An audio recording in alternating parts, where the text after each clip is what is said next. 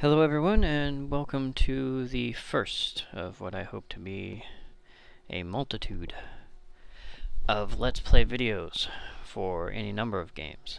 As you can see, I am starting with Sniper Elite V2.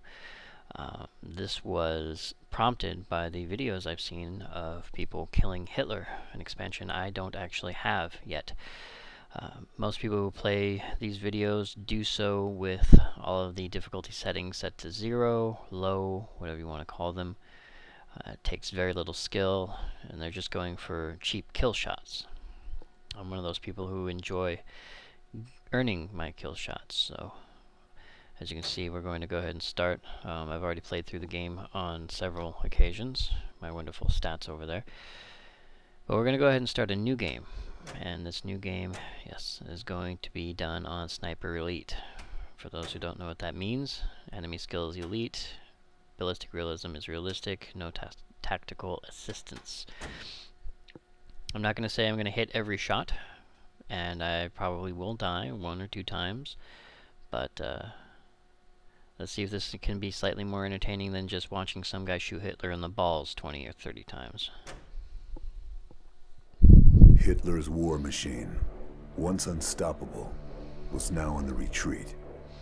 The Allies in the west and Russia in the east were squeezing the tattered remnants of the Reich in a vice-like grip. Germany's last hope lay in their wonder weapons. The V2 rocket, a huge leap forward in the history of military technology. It was a weapon system to herald a new form of warfare. Inhuman. Faster than the speed of sound, it struck without warning. The Nazis launched over 3,000 rockets in a desperate attempt to reverse history. It was a terror weapon, pummeling Antwerp, Paris, and London. After the D-Day landings, their launch sites were overrun and pushed back out of range of England. But already, the Allies were looking to the future, to the next war.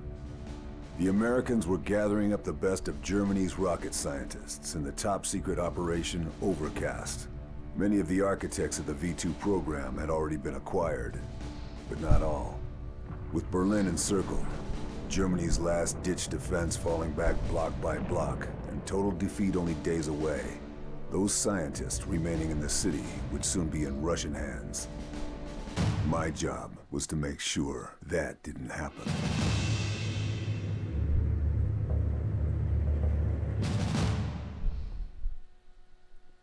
Major General Hans von Eisenberg was negotiating in secret for safe passage for his team. 5 of the V2 program's top men. He was meeting his Russian handler at the Brandenburg Gate. This was my chance to take him out before he could seal the deal. I was prepared, focused, confident. Little did I know, it would turn out to be the most difficult mission I'd ever undertaken.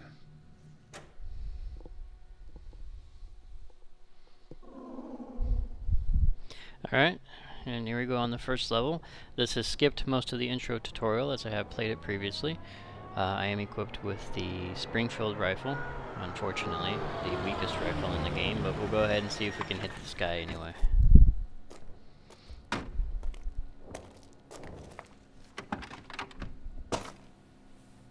Von Eisenberg was punctual and made no effort to hide his ugly face. Neither did his Russian contact.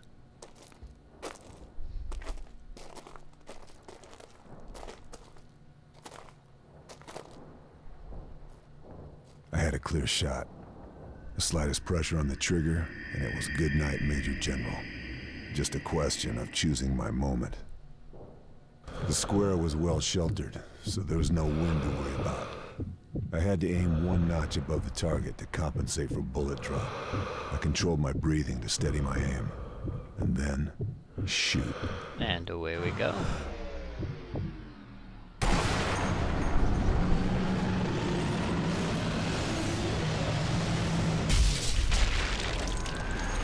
Ouch. Now, there's always a feeling of anticipation when you see that bullet going in. You're never quite sure where it's gonna hit.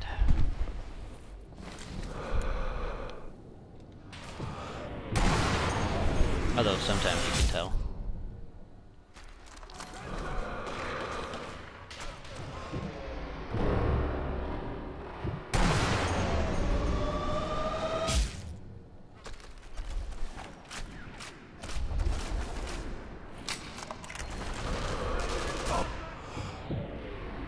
Let's see if we can get a double.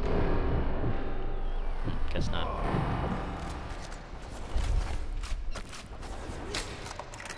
Okay.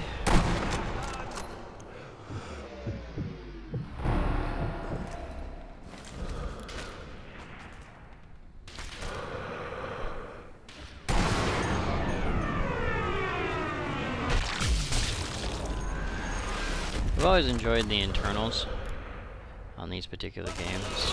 A new feature that kind of shows the visceral nature of shooting people. And fortunately, it doesn't really show the pain, I think. On several occasions, I have shot individuals who have gotten strange looks on their faces, usually something like a cross-eyed stare for a headshot, or they'll double over a little bit quicker than most, but it still seems uncannily unpainful.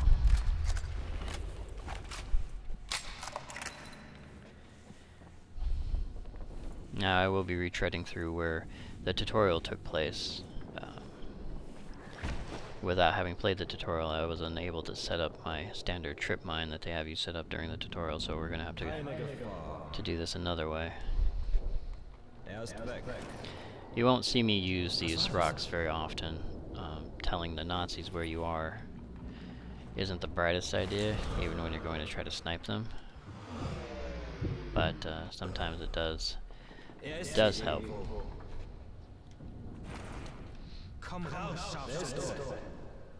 Well, that was less useful than I'd hoped it would be. Trying to set up a double shot, but I may just have to take them out each one at a time because they're not cooperating.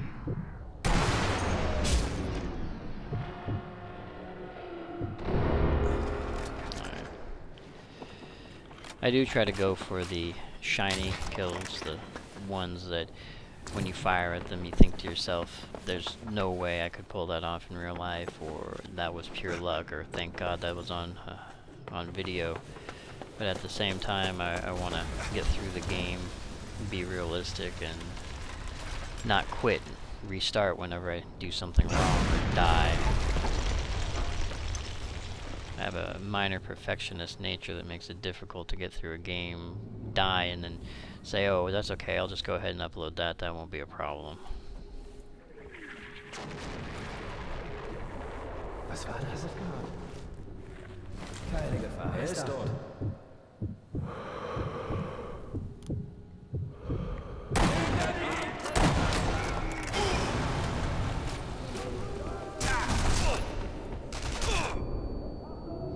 This is one of those times when I think I may have screwed up a little bit too much.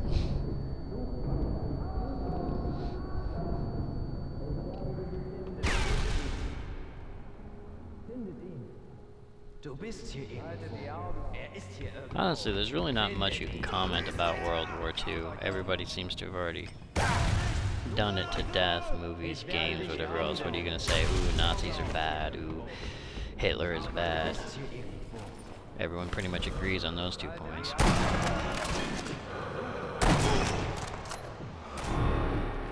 Okay. That's not working.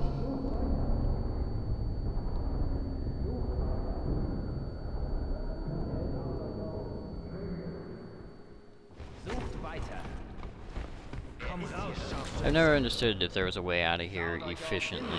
The closest I can get is blowing up a couple of Nazis near the truck, but even then, it seems poorly set up. You can't get up the stairs, it's blocked. You have only one way in and one way out.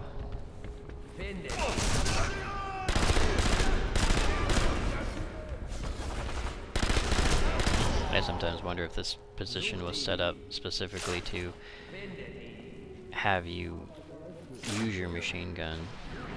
Something that I've thought wasn't very popular for snipers. the point of a sniper is sort of like if you're playing Hitman or something similar to that. You don't want to get caught. You know, you want to take a shot, switch positions, take a shot. But the AI, one shot, they know where you are, and then they rush you, and so you pull out your machine gun and you start firing into them as quickly as you can until there's no more of them. It makes you feel inefficient, lazy. And maybe that's how it is with real snipers. Maybe after your first shot you have to defend your position or haul ass, or it's not just lying in the grass hoping somebody passes by. I've never had a full conversation with anybody about that. But I like to think that maybe in a game you can take away some of that realism and offer a little bit more professionalism or a little bit more stealth action. I want to be stealthy. I don't want to fire around and then be shot at for the rest of the time. Or I don't want the Nazis to know exactly where I am every time I pull the trigger. Or to appear out of nowhere and see me. That's a big thing with this game, is Nazis don't appear until after you've crossed a certain threshold within the game, and that threshold spawns them, so a window that may have been empty 2 or 3 seconds before is now full. And he's shooting at you because now he knows exactly where you are, while you have no clue where he's at. And here's such an example. This window here is completely empty, and if I stand up, his buddies are across the way. Now I go ahead and take him out. And lo and behold, his buddy appears. Now, maybe he's standing there the whole time and he doesn't come out until you pull the trigger, but it's difficult to say in some cases. In other cases, it's completely obvious. A window that's empty, a car that's empty, an alley that's empty will have a new person in it simply because you fired off a round.